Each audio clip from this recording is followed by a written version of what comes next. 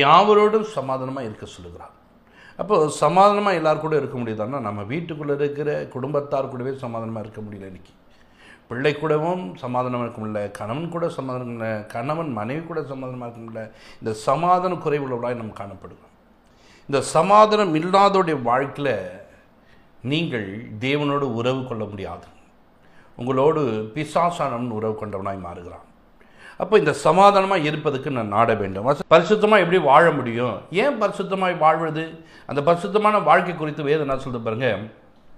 பரிசுத்தம் இல்லாமல் தேவனை தரிசிக்க முடியாது, கர்த்தரை தரிசிக்க முடியாது. அப்போது தேவனை நீங்கள் தரிசிக்க வேண்டும், கர்த்தரிடத்தில் நெருங்க வேண்டும் என்று சொன்னால் நம்ம என்ன பண்ண வேண்டும்? தரிசிப்பதுனா அவரை பார்க்க முடியுது. தரிசிப்பதுனா அவரோடு கூட நின்று அவரோடு கூட உறவாடும். இப்போ இந்த தரிசிக்கக்கூடிய ஒரு விஷயங்கள் வேண்டும் என்று சொன்னால் ஒரு மனிதனுக்குள்ள முதலாவது சமாதானம் வேண்டும். இந்த சமாதானம் இன்றைக்கு